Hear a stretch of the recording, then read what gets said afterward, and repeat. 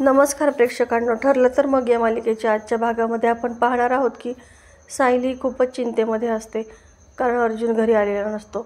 इकडे रविराज आणि प्रतिमा त्यांच्या जुन्या आठवणींमध्ये रमलेले असतात. रविराज तिला जेवायला घेऊन जातो. आता इकडे पहाट होते तेव्हा अर्जुन आणि चैतन्य रत्नागिरीला पोहोचतात. ते एका ठिकाणी थांबतात आणि आता सिटीमध्ये चौकशी करूया असं म्हणतात. इकडे सायली जेव्हा सकाळी उठते तेव्हा पूर्ण आजीसुद्धा घरामध्ये नाही म्हटल्यानंतर देवीसमोर दिवा लावते आणि देवीला प्रार्थना करते की अथर्वदादा यांना लवकर सापडू दे, यांना यश मिळू देत. अर्जुन आणि चैतन्य जेव्हा फ्रेश होण्यासाठी टपरीवरती चहा प्यायला जातात त्याच ठिकाणी ते अथर्वला पाहतात. अथर्व देखील त्यांना पाहून खूपच दचकतो. आता अर्जुन खूपच रागावलेला असतो. अर्जुन त्याला रागावूनच बोलतो की काय रे, तुला साक्ष देणं किती महत्त्वाचं आहे हे कळत नाही का? तुझ्या एका साक्षीमुळे एका निरपराध माणसाला गुन्हा होण्यापासून वाचवू शकतोस तू, हे समजत नाही आहे का तुला? अथर्व म्हणतो की प्लीज मला माफ करा, पण हे कोर्ट कचेरी हे मला नाही जमणार. माझं लग्न ठरलं आहे, साधं संसार, मुलं बाळं असं स्वप्न पाहणारा मी एक सामान्य माणूस आहे हो. प्लीज मला या सगळ्या भानगडीमध्ये ओढू नका. आता अर्जुन खूप शांतपणे ही सिच्युएशन हँडल करतो. तो सांगतो की ठीक आहे, तुला नाही यायचं ना, मी तुला फोर्स करणार नाही आहे. चल चैतन्य, आपण दोघेही आत्ताच्या आत्ता पनवेलला निघून जाऊयात. आता चैतन्याला मात्र आश्चर्यच वाटत असतं. अर्जुन पुन्हा अथर्वला म्हणतो की अरे, एक सांगायचं राहिलंच की तुझ्या आता जगण्याचे चान्सेस फक्त काही 1% शिल्लक आहेत. कारण काय आहे ना, मी माझ्या ड्युटीप्रमाणे मी कोर्टामध्ये सांगेल की अथर्व विचारे हा जो साक्षीचा नकली भाऊ आहे तो तर जिवंत आहे. मग कोर्ट तुला शोधण्याचे ऑर्डर्स पोलिसांना देतील. आता पोलीस तुझ्या अगोदर पोहोचतील की महिपतची माणसं अगोदर पोहोचतील हे काही मी तुला सांगू शकत नाही. आता महिपतच्या माणसांच्या हाती लागल्यानंतर काय होईल याची तुला वेगळं सांगायला नको. चैतन्य लगेच त्याचं बोलणं हेरून घेतो आणि तोही त्याच्या होमध्ये हो मिसळवतो. चैतन्य म्हणतो की महिपतची माणसं अगोदर नको पोचायला, पोलीस पोहोचलेले परवडतील. अर्जुन म्हणतो हो ना, फार फार तर नकली कागदपत्रामुळे 1 वर्षाची शिक्षा होईल. चैतन्य म्हणतो आणि महिपतच्या माणसांनी जर ह्याला पकडलं तर हे तर लगेच तुकडे तुकडे करून त्याला मारून टाकतील. आता अथर्व खूपच घाबरतो. प्लीज मला या सगळ्यातून वाचवा. तो गयावया करतो, अर्जुनच्या पाया पडतो. अर्जुन म्हणतो की पाया पडायची काहीच गरज नाही आहे. तू एक काम करू शकतो, पाठीमागे एक गाडी आहे, त्या गाडीमध्ये फक्त तुझी ही बॅग घेऊन जाऊन बसायचं आहे. तेव्हा अथर्व काहीही विचार न करता पटकनी त्या गाडीमध्ये जाऊन बसतो. अर्जुन आणि चैतन्य दोघेही चिअर्स करत चहा पितात. इकडे विमल आणि सायलीच्या संभाषणावरून घरच्यांना कळतं की अर्जुन अजूनही घरी आलेला नाही.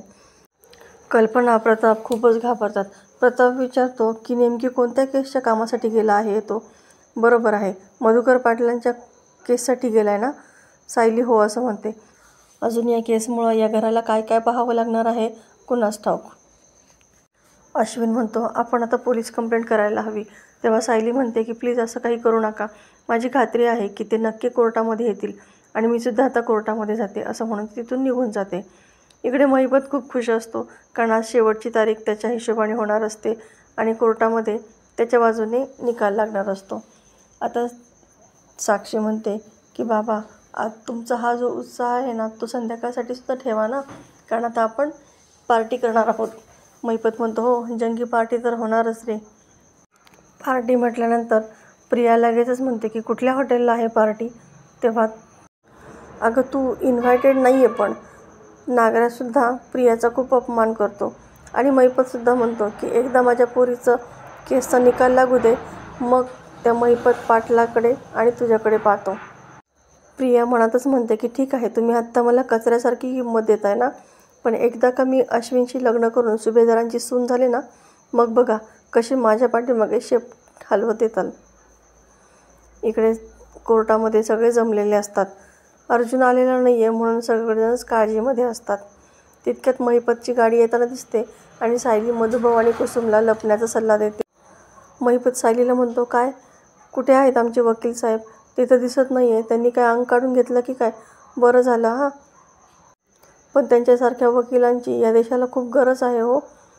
कुठे आहेत पण ते नेमकी? आज आले कसे नाही? साक्षी म्हणते अण्णा, तुम्ही कोणावरती वेळ वाया घालताय?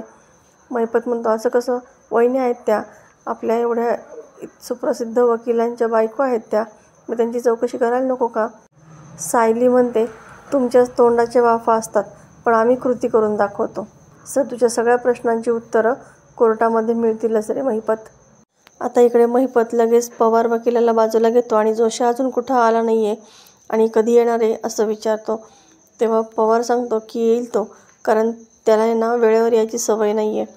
साक्षी म्हणते की केस चालू होण्यापुरता जरी तोंड दाखवायला आलं ना तरीसुद्धा खूप झालं, पण त्यांनी यायला पाहिजे. आता इकडे आतमध्ये सर्वजण येतात. जज सांगतात की जोपर्यंत आरोपीचे वकील येत नाही तोपर्यंत कारवाई सुरू करता येणार नाही आहे. आता सर्वजण विचार करतात की जोशी वकील अजून कोर्टामध्ये कसं काय आलेलं नाही आहे. दोन्ही पक्षाचे वकील हजर नसल्यामुळे हे कोर्ट पुढची तारीख तितक्यात अर्जुन त्या ठिकाणी येतो आणि तुम्हाला पुढची तारीख देण्याची काहीही गरज नाही आहे, मी इथं आलेलो आहे. आता इथून पुढे मधुकर पाटलांची केस मीच लढणार आहे असं म्हणून तो NOC जमा करतो. त्याच वेळेस कोर्टामध्ये असलेल्या सगळ्यांनाच खूप धक्का बसतो. सायली खूप आनंदित होते, मात्र साक्षी खूपच घाबरलेली असते. अण्णा प्लीज काहीतरी करा, जोशीने आपल्याला धोका दिलेला आहे आणि आता अर्जुनकडं ही केस गेली याचा अर्थ कळतोय का अण्णा तुम्हाला? ही चांगली गोष्ट नाही आहे. तेव्हा महिपत आणि साक्षी खूपच घाबरलेले असतात.